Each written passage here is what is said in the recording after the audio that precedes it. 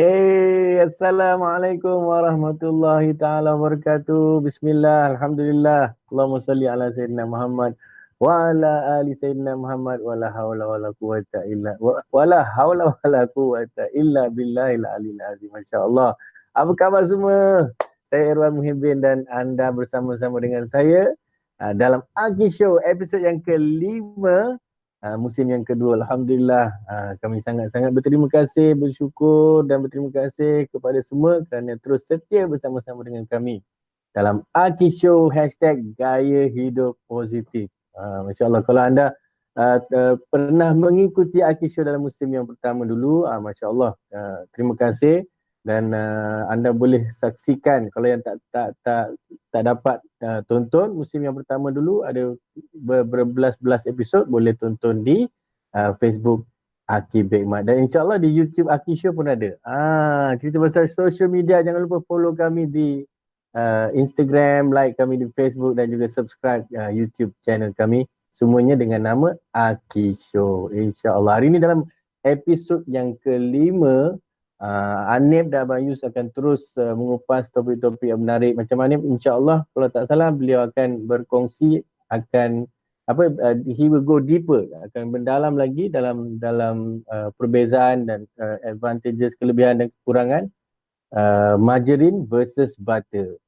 Dan insyaAllah Abang Yus juga akan, tentunya Abang Yus akan kongsikan informasi, maklumat yang menarik tentang gaya hidup pemakanan yang sihat, insya-Allah. Dan semua itu dan banyak lagi untuk anda telah disediakan oleh kami semua di tim Aki Show. Kami nak bagi shout out kepada tim teknikal kita, director Puan Atika dan juga producer Encik Zulfa, insya-Allah untuk ke semua episod Aki Show musim ini dan musim yang lepas juga, insya-Allah. So jadi tanpa melengahkan masa lagi, mari kita terus bersama-sama dengan Hanif Zarani ataupun Anip dalam segmen beliau. Bismillah.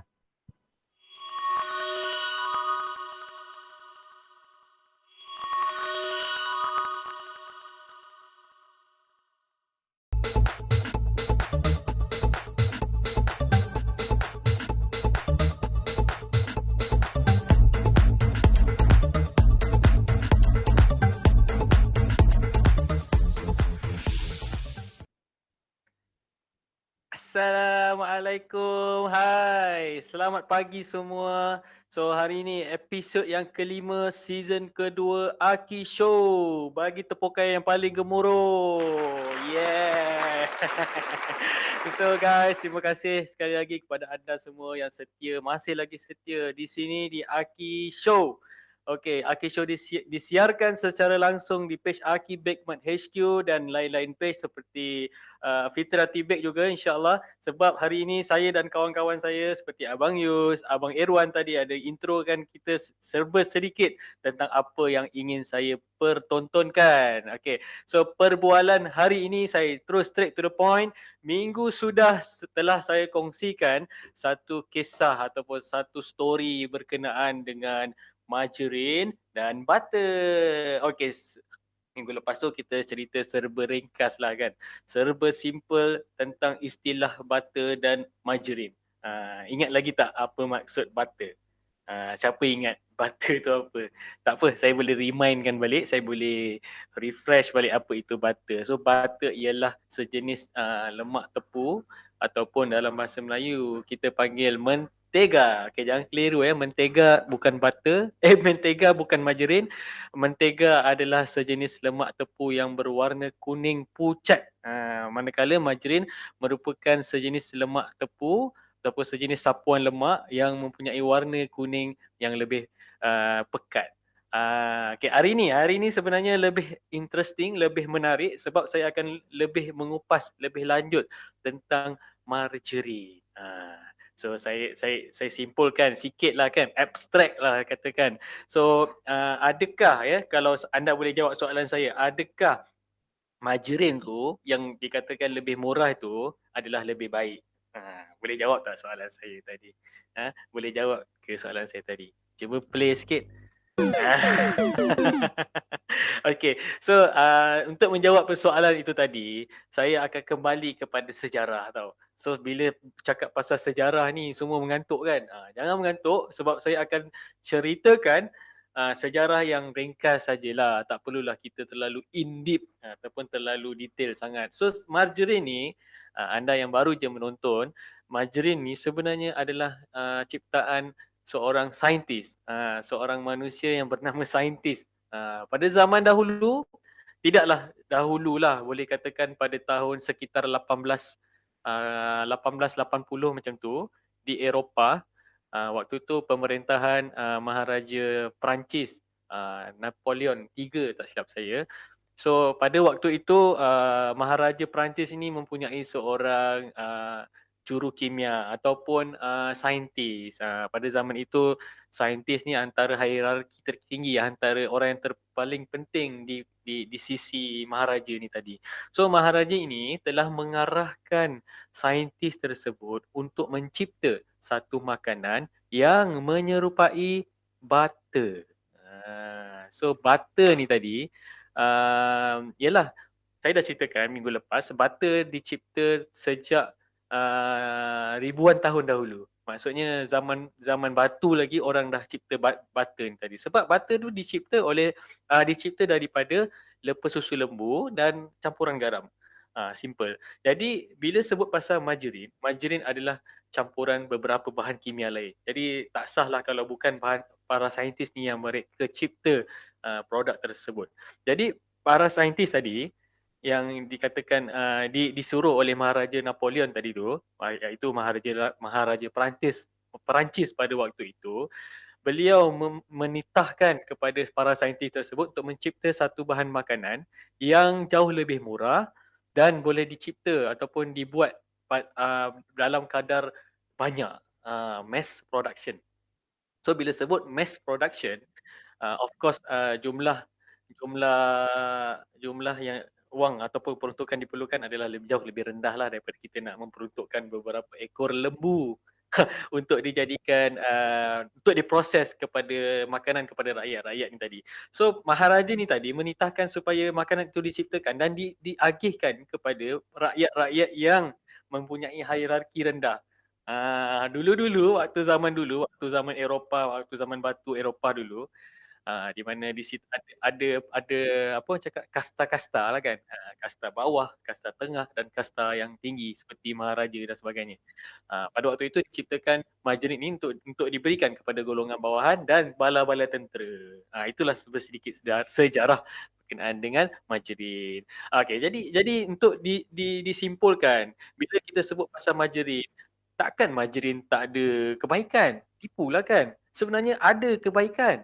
Sebab tu saintis menciptakan makanan seperti margarine, betul tak? So saya ceritakan sebenarnya margarine ni banyak kebaikan, banyak kelebihan. Sebelum tu saya ada suatu soalan untuk Abang Yus. Abang Yus kena tengok saya punya video ni dan Abang Yus kena jawab di hujung Abang Yus punya segmen sekejap lagi.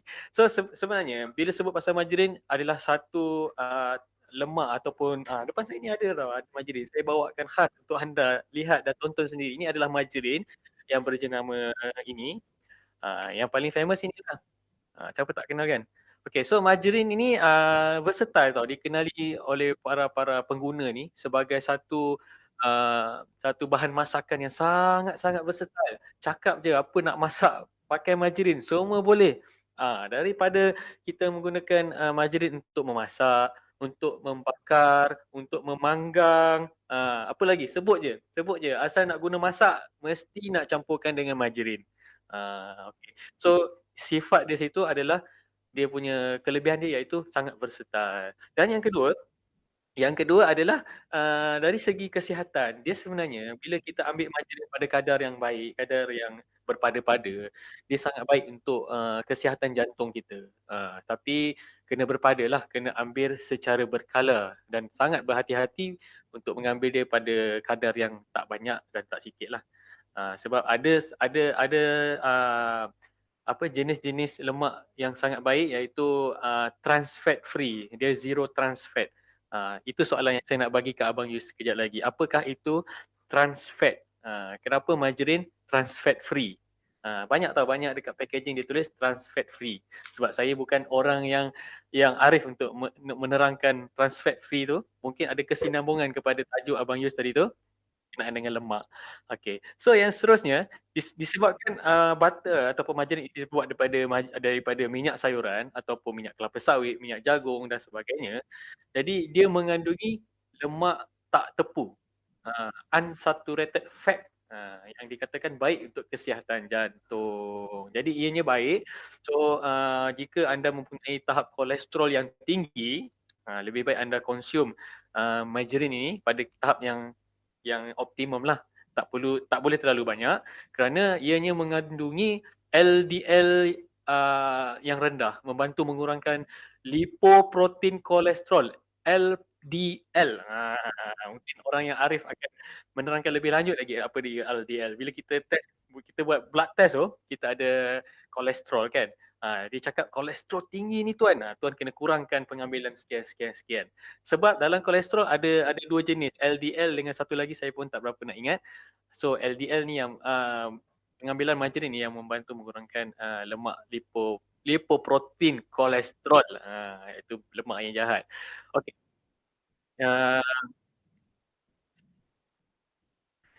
Selepas yes. Kalau anda nak tahu, tadi ada saya sebutkan tentang lemak trans fat. Trans fat tu sebenarnya lemak yang baik ke lemak yang jahat? Boleh tak penonton-penonton komen? Komen kat bawah, trans fat itu lemak yang baik ke lemak yang jahat? Sebelum Abang Yus akan terangkan sekejap lagi. Okey, seterusnya, semakin kental margarin tu tadi, okey, margarin ni bentuk dia ada yang kental dan ada yang lembik lah. So semakin kental margarin itu tadi, maknanya dia semakin tinggi lemak tepu.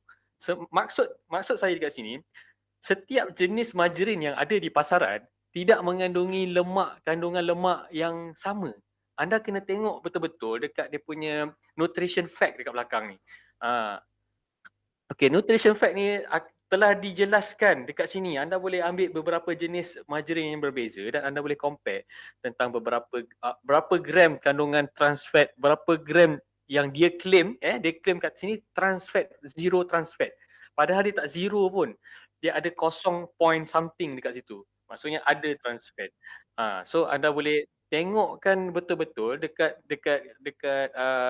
nutrition fact dekat belakang supaya anda ambil kadar yang betul ataupun ambil margarin yang betul pada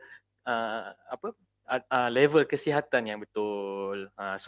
Anda yang paling penting sebenarnya, yang paling mustahak sekali menjawab kepada persoalan abstrak saya tadi, adakah semakin murah produk itu, adakah ia semakin baik untuk adakah ia tak baik untuk kesihatan? Sebenarnya tak jawapan dia.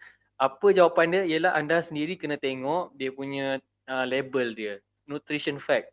Minggu lepas Abang Yus pun ada ceritakan tentang nutrition fact yang kita perlu teliti betul-betul. Tak kira lah dia butter ke dia margarine ke. Okay, so sebab apa saya perlu ingatkan kat sini, sebab margarine ada banyak jenama ya tuan-tuan puan-puan, margarine ada banyak jenama. So pastikan anda tengok betul-betul belakang ni, adakah dia betul-betul tinggi lemak poli tidak tepu ataupun poly unsaturated fat, ataupun ada monosaturated fat acid yang tinggi. Dia memang akan claim dia kata zero trans fat tadi tu. Tapi anda kena tengok betul-betul selain daripada zero trans fat tu apa lagi bad kolesterol yang tak baik untuk anda konsum setiap hari. Jadi sebagai kesimpulan, so hari ni saya bercerita tentang margarin. So sebagai kesimpulan, apa pun makanan yang anda ambil, anda konsum, tolong lihat betul-betul dekat nutrition facts di belakang. Jangan semata-mata kita menurut sahaja resepi yang ada dekat YouTube, kat Facebook misalnya, dan kita kena tengok apa sebenarnya margarin yang betul-betul sesuai untuk diri kita. So ada dua margarin yang terletak di luar di suhu bilik, dan margarin yang terletak dalam peti. So tadi saya ada sebut kekentalan margarin itu bergantung kepada berapa tinggi nilai trans fat dia. Saturated fat yang ada dalam kandungan itu. Kalau menurut saya yang ada di peti itu adalah lebih baik sebab dia mengandungi trans fat yang lebih rendah. Bukan trans fat, dia lemak tepu yang lebih rendah, dan dia lebih baik lah sebab ada kandungan susu juga dicampur dengan lemak tumbuhan tadi. Okay, insyaAllah itu saja perkongsian daripada saya. Saya akan kupas lagi lebih mendalam untuk episod yang seterusnya. InsyaAllah berkenaan dengan butter pula. Hari ni Majrin kan, minggu depan saya akan ceritakan kebaikan butter pula insyaAllah. Teruskan tonton Aki Show sampai habis, banyak lagi perkongsian. So saya tinggalkan anda dengan 1 minit video daripada saya. Assalamualaikum.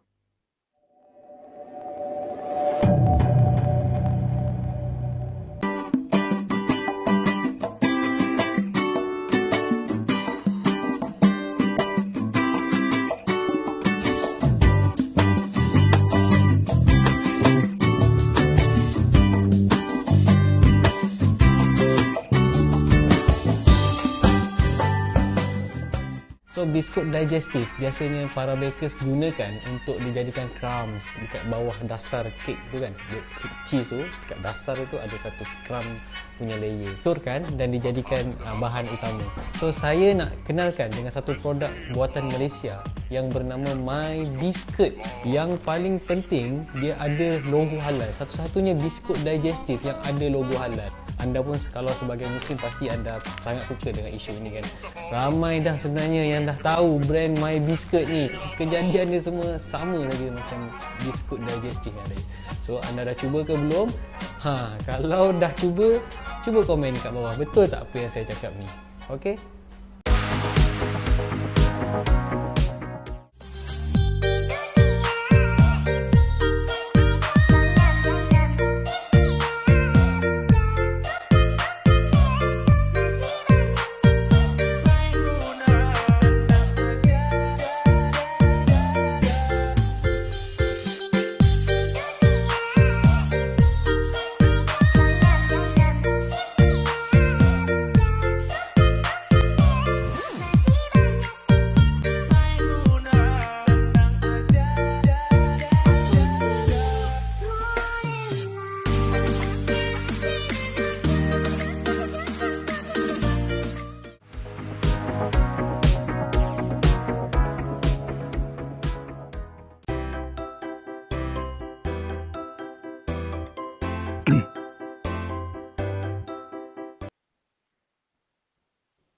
Assalamualaikum warahmatullahi wabarakatuh. Apa khabar penonton setia Aki Show semua? Selamat kembali kita bertemu dalam episod kelima Aki Show season kedua ya. Apa khabar anda semua? Adakah anda masih lagi beristiqamah dengan langkah-langkah yang anda sendiri telah decide ya sebagai langkah untuk ke arah kehidupan yang lebih sihat, kehidupan yang lebih positif. Kalau masih lagi istiqamah, alhamdulillah. Boleh juga kita fikirkan ya step apa pula yang akan anda ambil untuk terus continue mengamalkan gaya hidup sihat dan gaya hidup yang positif, insya-Allah. Okey, nama saya Fairuz. Saya adalah pengasas kepada Fitrati Bake.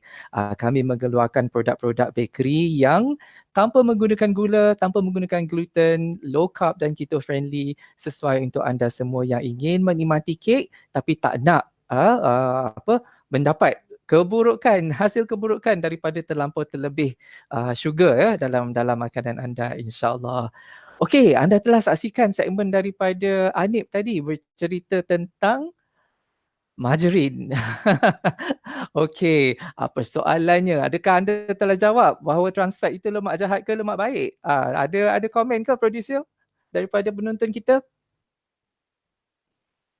Kalau tak ada tak apa. Kalau tak ada tak apa. Okey, trans fat ini sebenarnya soalan ni satu episod lambat. Kita dah cerita trans fat minggu lepas tapi tak apa, kita explain lagi sekali. Okey, trans fat ini terhasil apabila hidrogen dimasukkan ke dalam minyak ya, selalunya minyak sayuran lah. Okey, tujuan dimasukkan hidrogen dalam minyak ini adalah untuk mengekalkan bentuk lemak tu supaya dia tak cair dalam suhu bilik. Jadi produk yang dipanggil partially hydrogenated oil ini, minyak separa hidrogenasi ini tujuannya adalah untuk dimasukkan dalam produk-produk makanan yang diproses ya. Tujuannya pula masukkan benda ini dalam makanan ini adalah supaya makanan ini lebih tahan lama. Okey, nak maintain dia punya texture, nak maintain dia punya rasa dan supaya shelf life dia longer. Maknanya expiry date dia boleh tahan kadang-kadang sampai 2 tahun ya, setengah-setengah produk tu ataupun setahun lah ya. Jadi makanan-makanan yang diproses biasanya yang ada dekat shelf-shelf supermarket tu kadang-kadang mengandungi trans fat ini. Tapi lately ni dah ramai kesedaran ya, dan research juga telah banyak membuktikan bahawa trans fats ini banyak keburukannya long term ya. Consumption yang long term ni banyak keburukannya ke dalam badan kita, especially dia boleh mengakibatkan masalah-masalah kardiovaskular, masalah penyakit darah tinggi ya, dan masalah-masalah penyakit yang tak berjangkit yang pernah kita bincangkan dulu. Jadi dah banyak negara sebenarnya yang telah ban ya trans fats daripada makanan ini. Di Eropah misalnya trans fat dah tak boleh guna lagi. So dah tak ada dalam makanan-makanan diproses. US mereka sedang rancak untuk memban trans fats ini. Most of the states in the US dah tak guna dah trans fats ini. Jadi hasilnya bukan hasilnya, sebagai alternatif banyak lagi pemprosesan lain yang telah dilakukan ya. Sebab partially hydrogenated oil ni tak boleh guna dah, so trans fat ni tak boleh guna. What they do now is dia guna hydrogenated oil. So maknanya minyak itu fully hydrogenated. Bila minyak tu fully hydrogenated, dia tak menghasilkan trans fat ini. Tapi sebab fully hydrogenated oil ni masih lagi baru ya, dalam setahun 2 tahun ini, impact long consumption over a period of time tu belum lagi terbukti. Tapi kalau tanya pendapat saya lah, saya bukan medical doctor ya, tapi kalau pendapat peribadi saya, bila dia dah jadi hydrogenated, tak kira lah fully or partially hydrogenated ini, maknanya kita dah merubah minyak yang asal tu banyak proses yang telah dilalui. Jadi sebaik-baiknya kita kurangkan ya. So kurangkan pengambilan hydrogenated oil ni, tak kira lah fully ataupun partially. Jadi sebab itu certain produk makanan seperti margarin misalnya, sebelum ini margarin tak pernah claim ya trans fat free sebab memang ada trans fats sebab dia menggunakan partially hydrogenated oil. Tapi sekarang mereka boleh claim trans fat free sebab mereka menggunakan fully hydrogenated oil. So asasnya margarin ini adalah minyak sayuran ya. Jadi bila dia dah hydrogenated, fully hydrogenated tu dah tak ada trans fat, so they can claim.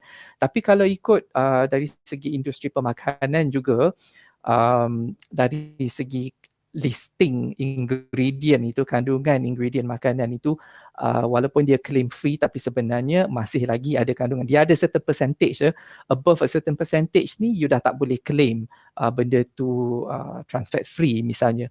So ini nak kena tanya pakar industri lah, saya tak arif, tapi ini berdasarkan pembacaan saya sahaja. Jadi walaupun dia claim trans fat free tu mungkin ada sedikit tapi below the required level lah. Okay, jadi sebaik-baiknya go for, kalau nasihat saya lah, go for natural food ya. Lagi kurang produk itu diproses, which is better insyaAllah for our consumption. Okay, minggu ni saya nak recap sedikit berkenaan dengan apa yang kita cover last week. Kita cover last week berkenaan dengan 3 jenis lemak ya, iaitu lemak saturated fat, kita ada monounsaturated fat, kita ada juga polyunsaturated fat. So lemak-lemak ini tak semuanya tak bagus ya. Consumption of lemak kita mesti mengambil secara moderate, kita tak boleh ambil secara berlebihan. Tapi latest research menyatakan dah tak terbukti direct correlation ya lemak ini dengan sakit jantung misalnya. Research yang zaman dulu memang menyarankan supaya mengurangkan pengambilan saturated fat ya, lemak tepu seperti lemak haiwan yang dalam butter dan sebagainya. Tapi research yang terkini ni dah banyak menyarankan bahawa tidak ada sebenarnya direct correlation dengan pengambilan lemak dan penyakit jantung. Malah sebenarnya pengambilan gula yang berlebihan itu adalah lebih contribute towards heart disease ya, cardiovascular disease, masalah dengan blood pressure, masalah-masalah lain, of course diabetes included ya. So tapi walaupun dengan itu tak semestinya kita boleh go overboard ya dengan pengambilan makanan berlemak. Semuanya mesti dalam kadar yang sederhana dan kadar yang berpatutan. Okey. Lemak-lemak yang bagus untuk kita makan ini contoh-contohnya lah kalau saturated fat tu kita boleh source daripada dairy ya seperti butter ataupun ghee. Dan juga minyak kelapa. Minyak kelapa ini sangat bagus sebenarnya. Zaman-zaman tok nenek kita dulu memang masak guna minyak kelapa pun. Tapi sekarang minyak kelapa ni dah lebih mahal sikit daripada minyak sayuran ya, sebab minyak sayuran ni adalah minyak-minyak yang diproses. Jadi dia jadi lebih murah ya. Minyak kelapa ini yang penting ada sesuatu elemen di dalam tu yang dipanggil MCT ataupun medium chain triglyceride. MCT ni adalah bagus ya, bagus untuk penjagaan otak kita ya. Dan juga MCT ini tidak disimpan di dalam badan kita sebagai lemak. MCT ini diproses untuk energi. Jadi sesiapa yang mengamalkan low carb diet ataupun ketogenic diet misalnya, banyak rely kepada sesuatu yang kita panggilkan ketones ya untuk sebagai sumber energi. Dan ketones ini kalau dari segi ketones ni diproduce dalam badan kita. Tapi kalau daripada dietary source, daripada pemakanan, ketones ni boleh juga dihasilkan daripada MCT. Dan MCT ini banyak berada dalam minyak kelapa ya. So kalau anda nak lakukan sesuatu ke arah cara pemakanan yang lebih sihat, mungkin anda boleh switch ya minyak yang digunakan di rumah. Kalau biasa pakai minyak sayuran ni, kita boleh switch untuk menggunakan minyak kelapa ya. Jadi boleh digunakan untuk menggoreng dan sebagainya. Minyak zaitun juga adalah bagus. Minyak zaitun adalah jenis lemak yang tidak tepu ya, unsaturated fat. Tapi lemak zaitun dia ada flavor sikit. Kadang-kadang bila kita goreng-goreng untuk masakan Melayu ni macam tak berapa sesuai. Jadi minyak zaitun ni sesuai kalau kita nak goreng sikit-sikit, macam nak saute bawang ke, sikit-sikit tu okey. Tapi minyak kelapa dah banyak option ni, minyak kelapa yang tidak berbau dan juga tidak mempunyai rasa. Jadi boleh untuk memasak. Okay. Selain daripada itu, sumber-sumber lemak yang bagus adalah daripada ikan ya, yang kita panggil fatty fish. Contohnya seperti ikan salmon, sardin, ikan patin ya. Lemak-lemak ikan ini kaya dengan omega 3. Okey, kalau lemak polyunsaturated fat tu dia ada dua jenis sebenarnya, omega 3 dan omega 6. Anda mungkin pernah dengar ya, omega 3 dan omega 6. Minyak yang bagus ini adalah daripada omega 3. Omega 6 ni kita sebenarnya nak kena kurangkan sikit sebab omega 6 yang berlebihan boleh menyebabkan keradangan dalam badan kita. Jadi kena lebihkan omega 3. Jadi sumber-sumber omega 3 ni adalah contohnya daripada telur dan juga fatty fish. Okey, dalam segmen yang seterusnya, dalam segmen 1 Minute Life Hack ini adalah satu cara untuk consume lemak yang agak berbeza daripada biasa. Ini kita consume lemak dalam kopi ya. Okey, ini kita panggil, ada nama kopi ni kita panggil bulletproof coffee ya. Bulletproof coffee ni sangat kaya dengan nutrisi, dengan lemak yang bagus dan sangat-sangat mengenyangkan. Jadi sesiapa yang mengamalkan low carb diet ataupun ketogenic diet boleh tengok 1 Minute Life Hack selepas ini. Silakan.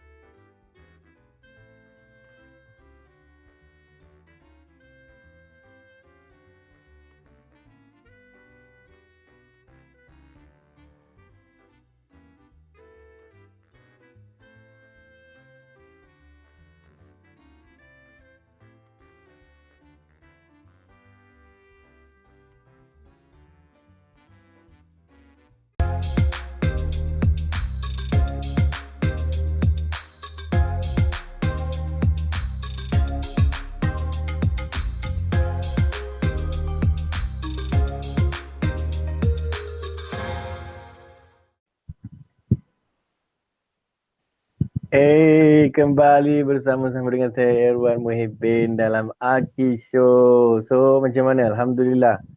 Dapat ilmu, dapat perkongsian yang menarik daripada Hanif dan juga Abang Yus.